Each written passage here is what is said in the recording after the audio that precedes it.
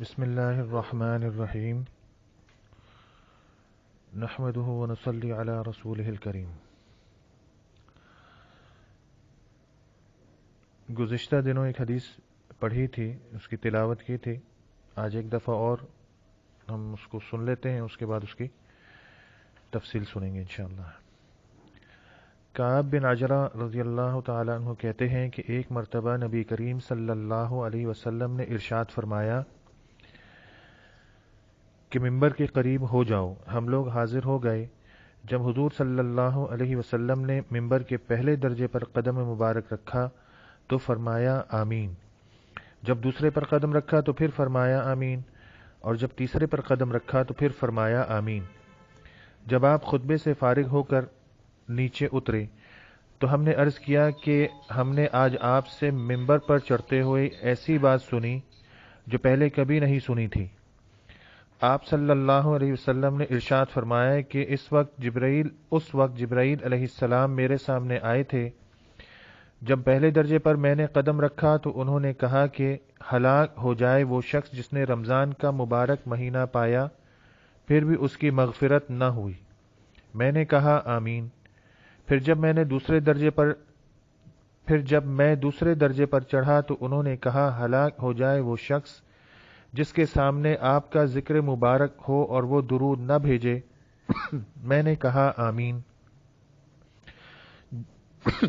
جب میں تیسرے درجے پر چڑھا تو انہوں نے کہا ہلاک ہو وہ شخص جس کے سامنے اس کے والدین یا ان میں سے کوئی ایک بڑھاپے کو پائیں اور وہ اس کو جنت میں داخل نہ کرائیں۔ میں نے کہا آمین۔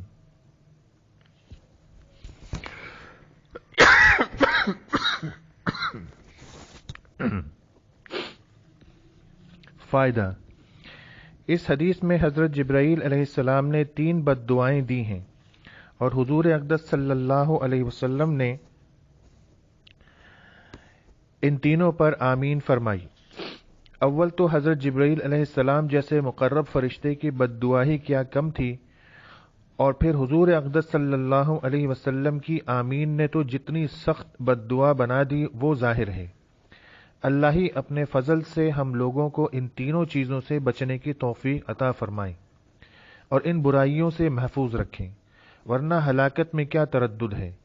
در منصور کی بعض روایات سے معلوم ہوتا ہے کہ خود حضرت جبرائیل علیہ السلام نے حضور صلی اللہ علیہ وسلم سے کہا کہ آمین کہو، تو حضور صلی اللہ علیہ وسلم نے فرمایا آمین، جس سے اور بھی زیادہ اہتمام معلوم ہوتا ہے۔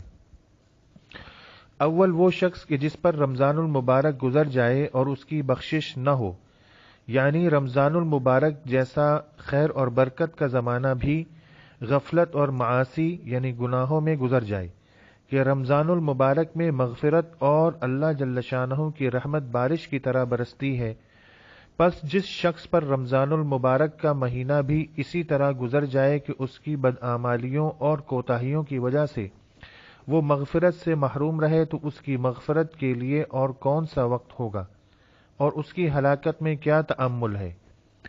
اور مغفرت کی صورت یہ ہے کہ رمضان المبارک کے جو کام ہیں یعنی روزہ، تراویح، ان کو نہایت اہتمام سے ادا کرنے کے بعد ہر وقت کثرت کے ساتھ اپنے گناہوں سے توبہ اور استغفار کرے۔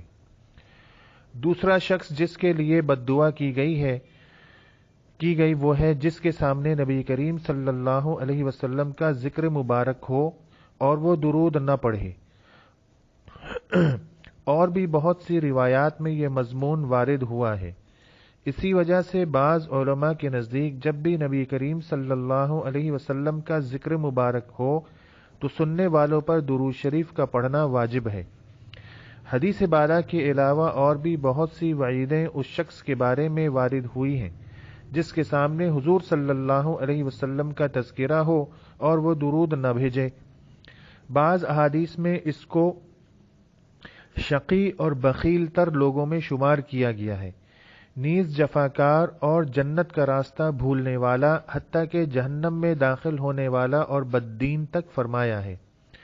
یہ بھی وارد ہوا ہے کہ وہ نبی کریم صلی اللہ علیہ وسلم کا چہرہ مبارک نہ دیکھے گا۔ محققین علماء نے ایسی روایات کی تعویل فرمائی ہو، مگر اس سے کون انکار کر سکتا ہے کہ درود شریف نہ پڑھنے والے کے لیے آپ کے ظاہر ارشادات اس قدر سخت ہیں کہ ان کا تحمل دشوار ہے، اور کیوں نہ ہو کہ آپ کے احسانات امت پر اس سے کہیں زیادہ ہیں کہ تحریر اور تقریر ان کا احصاء کر سکے۔ اس کے علاوہ آپ کے حقوق امت پر اس قدر زیادہ ہیں کہ ان کو دیکھتے ہوئے درود شریف نہ پڑھنے والوں کے حق میں ہر وعید اور تنبیہ بجا اور موضوع معلوم ہوتی ہے۔ خود درود شریف کے فضائل اس قدر ہیں کہ ان سے محرومی مستقل بدنصیبی ہے۔ اس سے بڑھ کر کیا فضیلت ہوگی کہ جو شخص نبی کریم صلی اللہ علیہ وسلم پر ایک مرتبہ درود بھیجے، حق تعالی جل شانہ اس پر 10 مرتبہ رحمت بھیجتے ہیں۔ نیز ملائکہ کا اس کے لیے دعا کرنا، گناہوں کا معاف ہونا، درجات کا بلند ہونا، احد پہاڑ کے برابر ثواب کا ملنا، شفاعت کا اس کے لیے واجب ہونا وغیرہ وغیرہ امور مزید براں۔ نیز اللہ جل جلالہ کی رضا، اس کی رحمت، اس کے غصے سے امان، قیامت کے ہول سے نجات، مرنے سے قبل جنت میں اپنے ٹھکانے کا دیکھ لینا وغیرہ بہت سے وعدے درود شریف کی خاص خاص مقداروں پر مقرر فرمائے گئے ہیں۔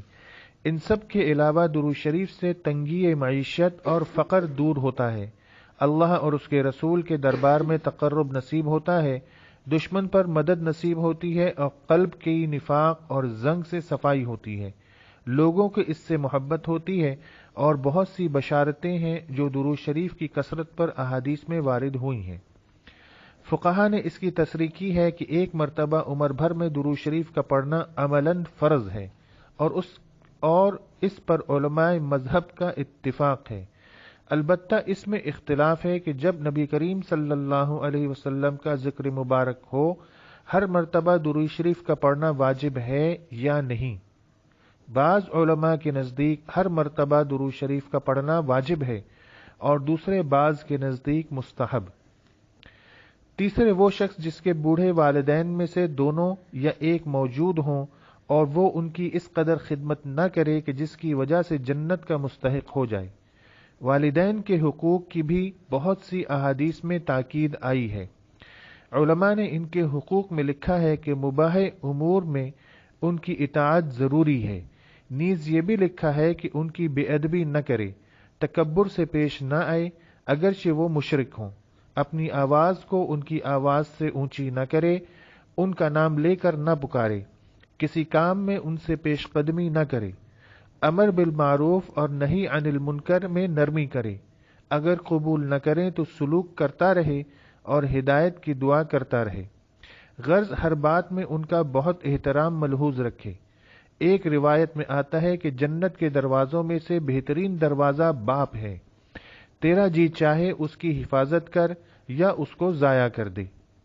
ایک صحابی رضی اللہ تعالی عنہ نے حضور صلی اللہ علیہ وسلم سے دریافت کیا کہ والدین کا کیا حق ہے؟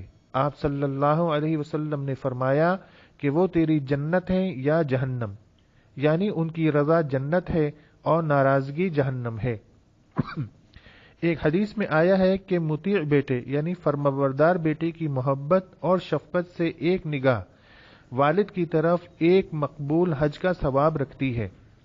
ایک حدیث میں ارشاد ہے کہ شرک کے سوا تمام گناہوں کو جس قدر دل چاہے اللہ معاف فرما دیتے ہیں، مگر والدین کی نافرمانی کا مرنے سے قبل دنیا میں بھی وبال پہنچاتے ہیں۔ ایک صحابی رضی اللہ تعالی عنہ نے عرض کیا کہ میں جہاد میں جانے کا ارادہ کرتا ہوں۔ حضور صلی اللہ علیہ وسلم نے دریافت فرمایا کہ تیری ماں بھی زندہ ہے؟ انہوں نے عرض کیا کہ ہیں۔